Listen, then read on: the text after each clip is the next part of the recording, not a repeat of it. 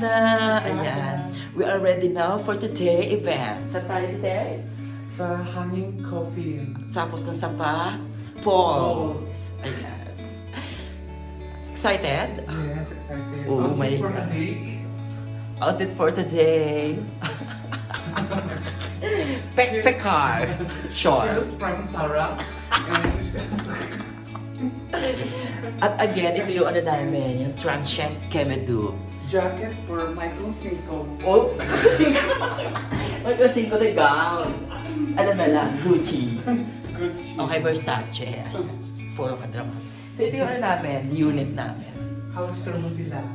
Maganda naman siya in fairness. Accommodating yung may-ari. Machika din. Tapos ito yung may-ar. Yung may-ar. So maganda naman siya. May heater na rin siya. Yes. For 500 pesos. Ayan. Per head. So ito yung aming veranda. Maganda dito. Fresh, mahangin. Ayan, nakakatakot lang kasi medyo palalim doon. Kung gusto mong bawian na ng buhay. Talong ka lang dyan. Kung gusto niyo ng affordable na accommodation, Yes. Look for look for Camp Jaws. and then ipa-flash na lang namin sa screen Yes. yung contact number. Camp Jaws. Camp Maganda Jaws dito. Stay Home. Ganyan. Charing. Hindi ko na maalala. Basta ganun. Ayan. So we are ready for today. We are waiting now for our tour guide. Mamaya ipapasite namin siya. Ayan. See you later guys again. Bye!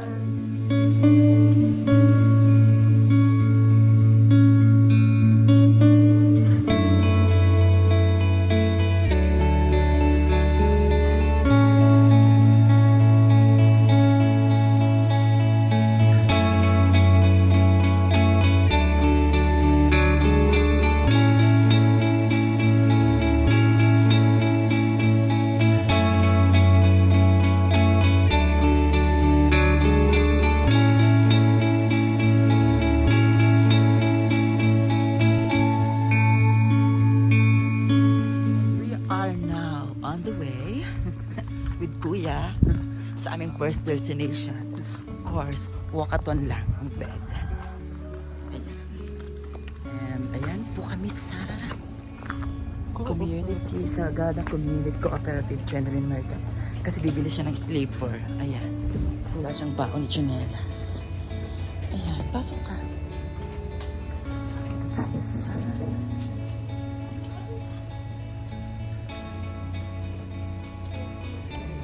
Ito oh. Bili siya ng sleeper. Para mas relaxing. Ayan. We're on the way. Cemetery pero kailangan namin magbayad ng 10 pesos. Good morning for the access. Ayan. Mura lang naman. 10 pesos para sa stub at access sa place. Say hi. Say hi. Ayan, super walkathon kami. Dito yung way. Ayan. So, ang paa, kailangan alagaan para makasurvive.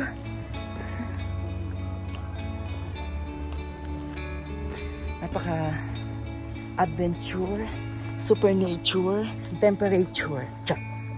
Oh, may manok.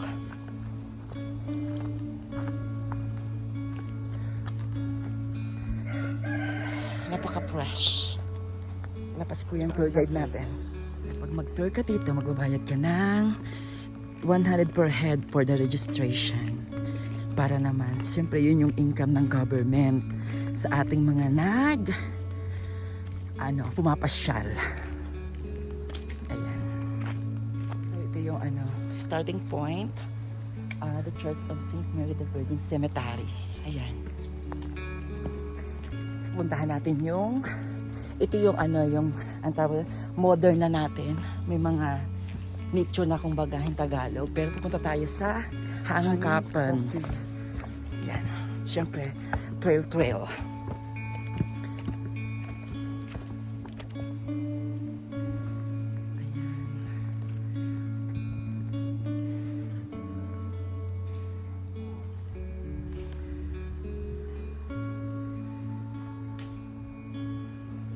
pictorial.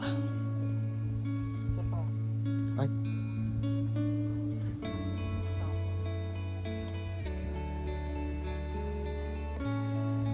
So, ganito tayo ngayon. So million years ago, It was believed that Sagada is underwater. underwater. So, sabi nila, Sagada is one of the heart of the ocean.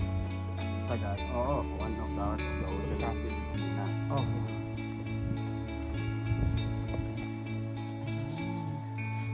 Sabi pa. Halos lahat ng mga bato na makikita niyo ng mga limestone hanggang dun. Expect nyo may mga trabaho. Sige po. Huwag na tayo magpaturo. Ayun. Nakita na namin yun. Nakita na kami doon. So yun yung pupuntahan namin later. Ayan. Parang trail kami pababa. Galing kami doon sa taas. Doon. Tapos ayun, pababa na kami dyan. So mamaya na ulit guys. Parang Tapos,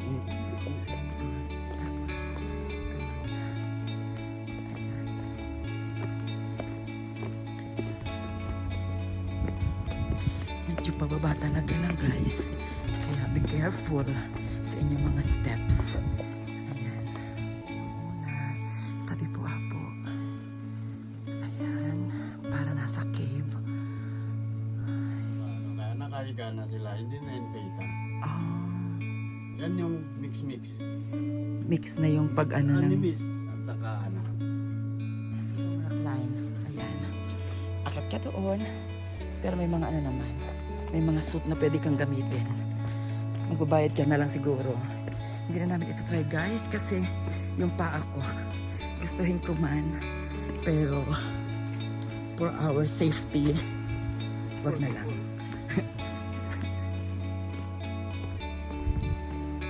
Yan, kuya. Ano yung bakit hindi doon talaga sa ilubog sa lupa, ganyan. Kahit hindi yung modern.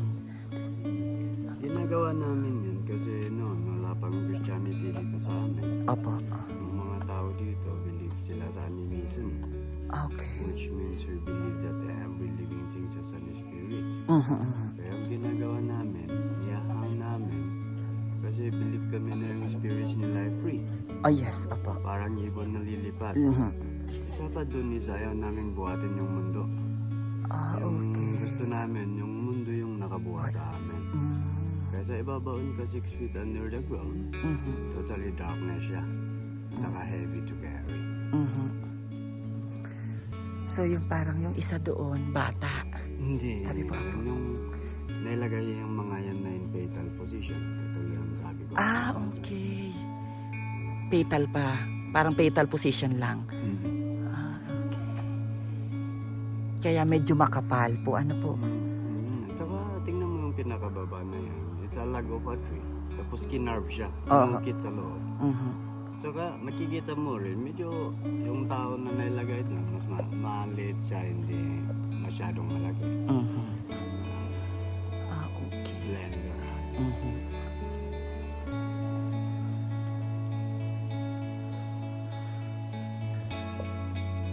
Paano ang kuya? Paano inaakyat? Paano inaakit yan? Opo. Umakyat yung patay. May ladder. Gagawa ng improvised scaffoldings. Ah, sa bagay.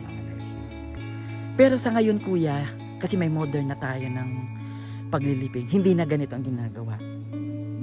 Meron pa ring din. mga nababagay na may lagay sa mga ganyan. Pero ngayon, due to sanitation education, more on cemetery na. Oh. Binabaon na. Oh.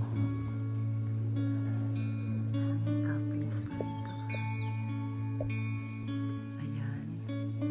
Tapos dun sa pinakatugtog, hindi na siya makita masyado kasi malayo ng konti. Ayan.